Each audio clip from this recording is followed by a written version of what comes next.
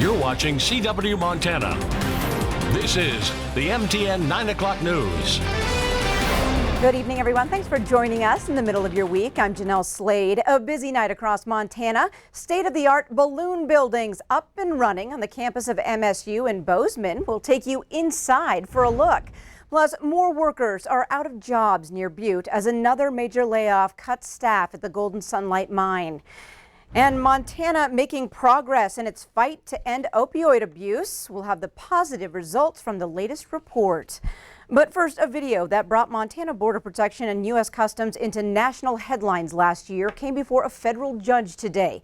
Customs and Border Patrol filed a motion to dismiss charges after two women say they were illegally detained near Havre. So can you tell us in the video, please, why you asked us for our IDs, please? Ma'am, the reason I asked you for your ID is because I came in here and I saw that you guys are speaking Spanish, which is very unheard of up here. Okay. Just run your name. This video taken by Anna Suda shows a border agent questioning Suda and Mimi Hernandez in May of 2018. Now, the video went on for about 17 minutes and made national headlines.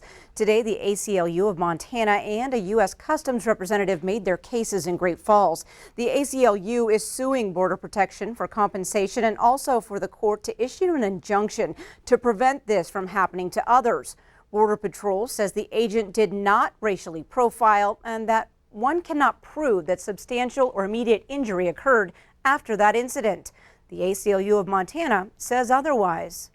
The incident itself is troubling enough because they're engaged in utterly normal conduct that you and I do on a daily basis, shopping at the grocery store or shopping at the convenience store, and they were pulled aside in that situation, and we believe that's simply unconstitutional.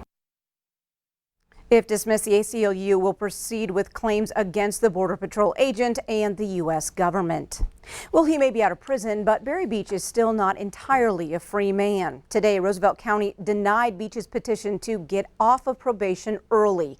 Now, Beach originally confessed to the 1979 murder of Kimberly Neese near Wolf Point, but later argued the confession was coerced. After serving about 30 years, in 2015, Governor Steve Bullock commuted Beach's sentence to time served plus 10 years probation. Now, the court denied Beach's petition today, saying it lacks the authority to change it. A double homicide trial in Helena brought a blood expert to the stand today. Kyle Ham is one of three men charged with the 2018 murders of Charla and David Taylor. Well, this morning, the jury heard testimony from Kevin Weiner, a blood splatter expert. The jury was then shown pictures of Taylor's deceased bodies covered in blood. Ham says he was waiting in a truck outside the home during the murders, but prosecutors say he is legally accountable for the deaths. Ham is also charged with helping the other suspects clean out the truck. Caleb Taylor pleaded guilty to killing his parents in July of last year. Well, the fight against opioid abuse in Montana is ongoing, but a new report from the governor shows the state is making some ground. Governor Steve Bullock and state health officials presented key findings this morning at the state capitol. From 2012 to 2017, there was an overall 4% decrease in opioid prescriptions, and the average daily dose of opioids decreased by 23%. In 2017, Governor Bullock signed into law a standing order for naloxone, a medication that can rapidly reverse the effects of an opioid overdose. Now, with that law, anyone can get that medication from their pharmacy without a prescription. But even though the numbers are lower in the state of Montana, they are still preventable deaths, and each preventable death is one death too many. Medication drop-off boxes are available across our region, including many police and sheriff's offices. Well, some breaking news out of Laurel tonight, where authorities have confirmed they've located a body east of the town. Authorities say there is no confirmation that this case is connected to a woman who's been missing for more than 40 hours.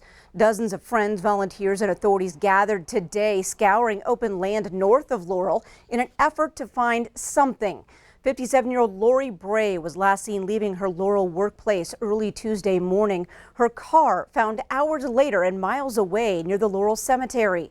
Yellowstone County Sheriff Mike Linder says Bray lives in Laurel and this would not be along her normal route. Linder says detectives believe they do know who left with Bray based on surveillance video. Detectives are searching phone records and the car. And once again, a female body has been found near Laurel, but no ID has been made at this time.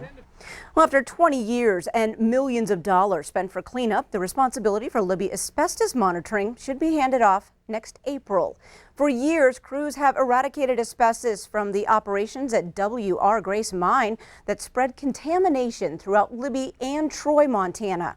The Environmental Protection Agency finished cleanup of residential and business properties last fall and has spent this year working with a transition team to prepare state and local agencies to take over that monitoring. Now, the county and state will also use an asbestos response program so people who do become sick or find additional sources of contamination can still get help. The EPA will continue to oversee eventual cleanup at Grace Mine. Well, a large gold mining operation east of Butte laid off another 28 workers this week. That leaves about 20 employees at the Golden Sunlight Mine near Whitehall. In May, the company laid off more than 100 employees, reducing its staff to 49. The company stopped mining for gold earlier this year, but is still looking to extract gold from mine waste tailings. Chronic wasting disease now officially confirmed in eastern Montana. This after a white-tailed deer harvested near Huntley last month tested positive for the fast-spreading plight. The 2-year-old buck was killed after it showed signs of the disease.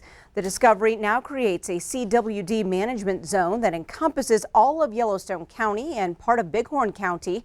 This means hunters cannot take the heads or spines of the harvested deer, elk, or moose out of the county or neighboring CWD management zones. And a warning tonight. Montana State University Billings says someone spotted a mountain lion early this morning. Now, this is the third confirmed sighting near the campus since July. MTN's Mitch Laggy reports.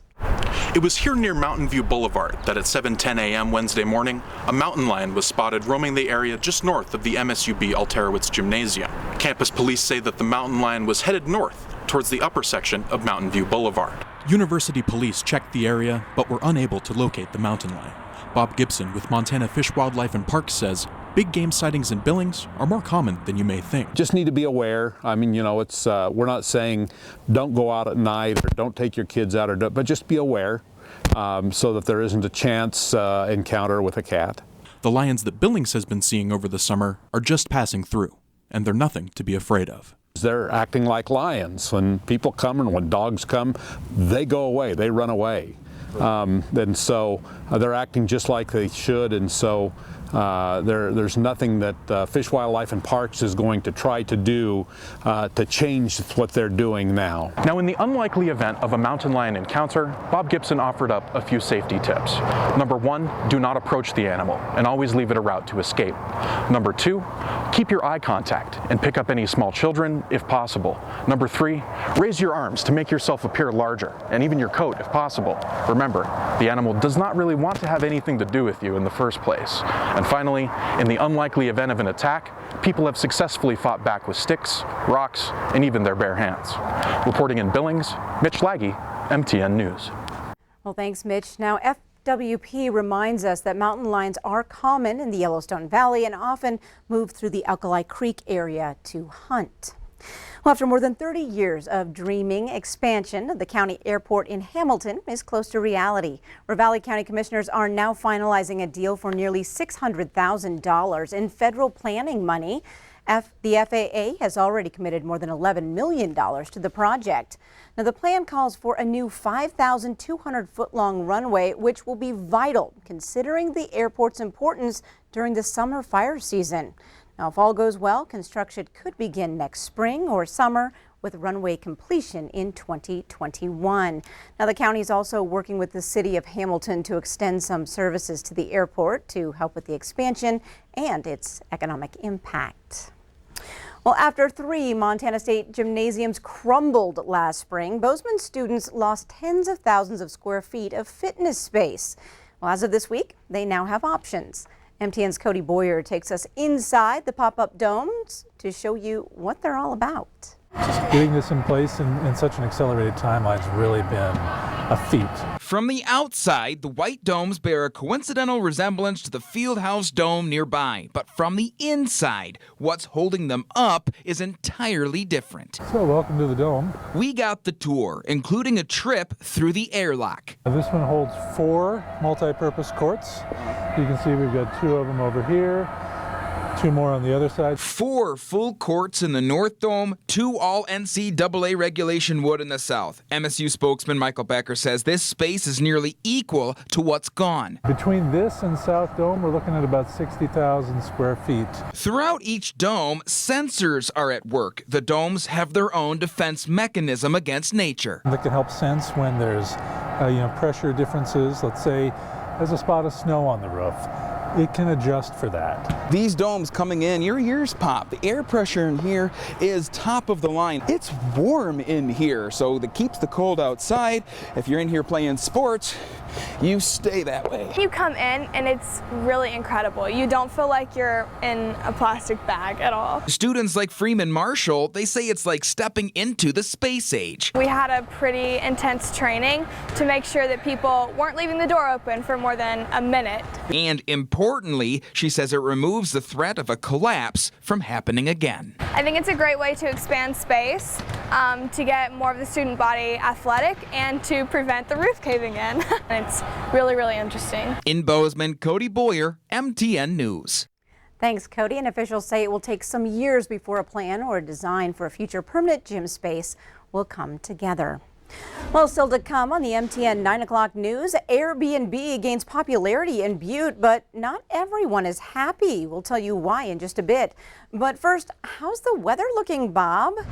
Much of eastern Montana continued to have rain and snow showers this morning, while the west, they had a wonderful day. But we do see another cold front moving in for Friday. We'll have more about that coming your way up after the break.